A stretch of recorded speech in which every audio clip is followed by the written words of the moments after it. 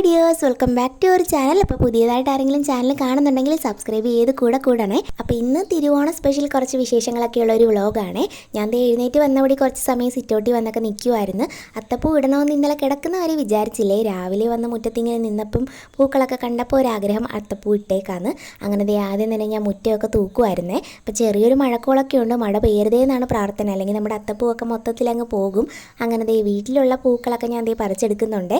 പുറത്തുനിന്ന് നമ്മൾ ഇത്തവണ പൂ വാങ്ങിയിട്ടില്ലായിരുന്നു, കാര്യം അത്തപ്പൂവിൻ്റെ പ്ലാൻ നമ്മൾ മാറ്റി വെച്ചായിരുന്നു. അപ്പോൾ പൂക്കൾ കണ്ടപ്പോൾ ഒരാഗ്രഹം, അങ്ങനെ പൂവെല്ലാം പറിച്ച് വെച്ചിട്ട് ഞാൻ പോയി കുളിച്ചിട്ട് വന്ന്. അപ്പോഴത്തേക്ക് ചേട്ടൻ എഴുന്നേറ്റിട്ടുണ്ടായിരുന്നു. ചേട്ടൻ പിന്നെ കുളിക്കാനായിട്ടുള്ള എണ്ണയൊക്കെ തേച്ചുകൊണ്ടിരിക്കുവാണ്.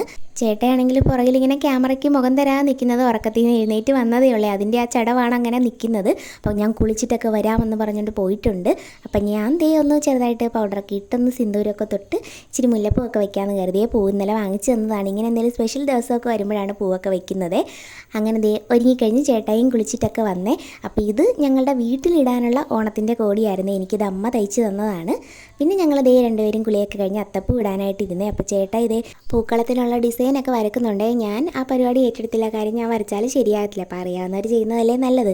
വലുതായിട്ടൊന്നുമല്ല, ഒരു കുഞ്ഞി പൂക്കളമാണ്. ഇപ്പോൾ നമ്മുടെ വീട്ടിലുള്ള പൂക്കളൊക്കെ വെച്ച് അഡ്ജസ്റ്റ് ചെയ്ത് ഞങ്ങൾ രണ്ടുപേരും കൂടി ഇട്ടേ. സാന്ദ്ര കുളിക്കാനായിട്ട് പോയിരിക്കുകയാണ്. അത് കാരണം പിന്നെ അവിടെ വെയിലായി കഴിഞ്ഞ് ഇടാൻ പറ്റത്തില്ല. അത് കാരണം ഞങ്ങൾ രണ്ടുപേരും കൂടെ അങ്ങോട്ട് ഇട്ട് മാറ്റിയേ. അപ്പോൾ നമ്മളുടെ ഇത്തവണത്തെ ഒരു സിമ്പിൾ ഓണപ്പൂക്കൾ ഇത്രേ ഉണ്ടായിരുന്നുള്ളേ. അങ്ങനെ അതൊക്കെ കഴിഞ്ഞിട്ട് ഞങ്ങൾ ബ്രേക്ക്ഫാസ്റ്റ് കഴിക്കാനായിട്ട് ഇരുന്നത്. അപ്പോൾ നമുക്ക് രാവിലത്തേക്ക് കഴിക്കാനായിട്ട് ഇഡലിയും സാമ്പാറും ചമ്മന്തിയൊക്കെ ആയിരുന്നു.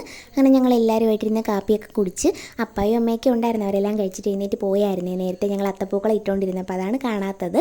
പിന്നെ നേരെ അടുക്കളയിൽ കയറിയ അമ്മയാണെങ്കിൽ അമ്മയുടെ കുറച്ച് പാചക പരിപാടികളൊക്കെ ഒതുക്കി തീർത്തിട്ട് കുറച്ച് തയ്ക്കാനുണ്ടായിരുന്നു. അപ്പോൾ അത് ചെയ്തുകൊണ്ടിരിക്കുവാണ്. രാവിലത്തെ കാപ്പിക്കുള്ളതും ചോറും സാമ്പാറും അവിയലും ഇഞ്ചിക്കറിയും അതുപോലുള്ള ഐറ്റംസ് എല്ലാം, പിന്നെ പായസവും എല്ലാം അമ്മയാണേ വെച്ചത്.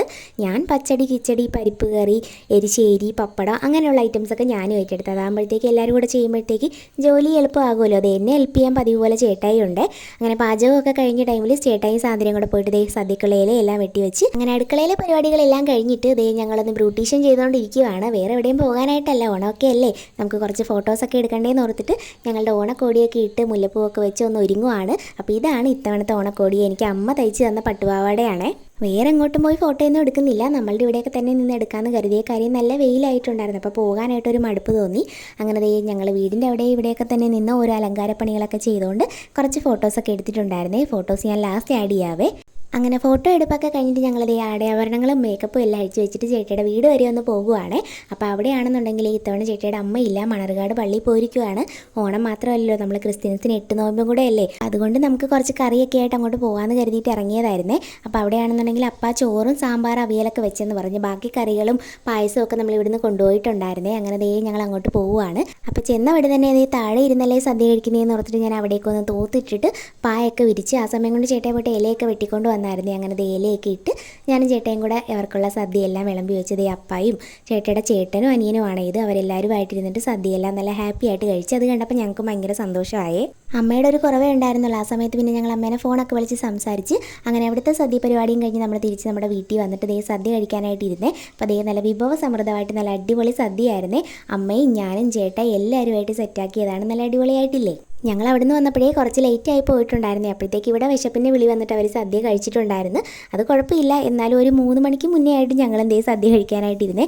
ആദ്യത്തെ ഒരു പിടി എന്ത് വിശേഷമാണെങ്കിലും ഞങ്ങളിങ്ങനെ അങ്ങോട്ടും ഇങ്ങോട്ടും കൊടുക്കാറുണ്ട്. അപ്പോൾ ഓരോ വിശേഷമൊക്കെ പറഞ്ഞ് ഞങ്ങൾ സദ്യ കഴിക്കുമായിരുന്നു. എനിക്കാണെങ്കിൽ നിലത്തിരുന്ന് കഴിക്കാനാണ് സദ്യയൊക്കെ ഇഷ്ടം. പക്ഷേ ഇത്തവണ ടേബിളിൽ ഇരുന്നിട്ടാണ് കഴിച്ചത്. അങ്ങനെ സദ്യ കഴിഞ്ഞാൽ ഒരു ഉറക്കം പതിവാണല്ലോ. ചേട്ടായി അപ്പോൾ കട്ട്ലേറ്റ് ചരിഞ്ഞിട്ടുണ്ട്. അപ്പോൾ ഞാനും കുറച്ച് സമയം കിടന്ന് ഉറങ്ങാമെന്നൊക്കെ കരുതി ഇരിക്കുവാണ്. അപ്പോൾ നിങ്ങളുടെയൊക്കെ സദ്യയൊക്കെ എങ്ങനെ ഉണ്ടായിരുന്നു? അങ്ങനെ ഉറക്കമൊക്കെ കഴിഞ്ഞ് എഴുന്നേറ്റപ്പോഴത്തേക്ക് ചക്കര വരട്ടിയും ചിപ്സും ചായയൊക്കെ കുടിച്ച് അതൊക്കെ കഴിഞ്ഞിട്ട് ഞങ്ങൾ ഒന്ന് പുറത്തേക്കൊക്കെ പോകാമെന്ന് കരുതി ഇറങ്ങിയതാണ്. സിനിമ പ്ലാൻ ചെയ്തേ, പക്ഷേ അത് ഫ്ലോപ്പായി പോയി, നടന്നില്ല. അപ്പോൾ ഞങ്ങൾ ഓർത്ത് ചുമ്മാ ഒന്ന് പോയിട്ടൊക്കെ വരാം. വീട്ടിലിരിക്കുമ്പോൾ എല്ലായിടത്തും പാട്ടും ബഹളമൊക്കെ കേൾക്കുന്നത്. അപ്പോൾ പല വഴിക്ക് കറങ്ങിയിട്ട് എല്ലായിടത്തും പരിപാടി കഴിഞ്ഞ് പിന്നെ കറങ്ങി തിരിഞ്ഞ് വീടിൻ്റെ അടുത്ത് തന്നെയുള്ള ഒരു പരിപാടി സ്ഥലത്ത് വന്നപ്പം അവിടെ നല്ല അടിപൊളി ഗാനമേള നടക്കുന്നുണ്ടായിരുന്നേ. അങ്ങനെ കുറച്ച് സമയം അവിടെ പോയിരുന്നിട്ട് പരിപാടിയൊക്കെ കണ്ട്. എനിക്ക് ഏറ്റവും മിസ് ചെയ്യുന്നത് എൻ്റെ പണ്ടത്തെ ഓണമാണ്, അതായത് ചെറുപ്പത്തിലെ. കാര്യം അമ്മ വീട്ടിലോട്ട് പോകും, അവിടെയുള്ള ഓണപരിപാടികൾക്കെല്ലാം ചേരും, സമ്മാനമൊക്കെ ആയിട്ട് തിരിച്ച് വീട്ടിൽ വരും. അതൊക്കെ ഒരു കാലം. ഇപ്പോഴത്തെ ഓണം ബെറ്ററാണ്, ബെറ്റർ അല്ലെന്നല്ല. അങ്ങനെ അതൊക്കെ കണ്ട് ഞങ്ങൾ വീട്ടിൽ വന്ന് ഫുഡൊക്കെ കഴിച്ച് ഉറങ്ങാനായിട്ട് പോവുകയാണ്. അപ്പോൾ ഇന്ന് നമ്മളെടുത്ത ഫോട്ടോസൊക്കെയാണ്. എങ്ങനെയുണ്ടെന്ന് പറയണേ. അപ്പോൾ നമ്മുടെ യൂട്യൂബ് ഫാമിലിയിലുള്ള എല്ലാവർക്കും ഞങ്ങളുടെ എംഷിൽ വ്ളോഗ്സിൻ്റെ വക നല്ല അടിപൊളി ഒരു ഹാപ്പി ഓണം ആശംസിക്കുന്നത്. നമ്മളുടെ വീഡിയോസൊക്കെ ഇഷ്ടപ്പെട്ടാൽ ഇനിയും സപ്പോർട്ട് ചെയ്യണേ. അപ്പോൾ അത്രയേ ഉള്ളൂ. ടാറ്റാ.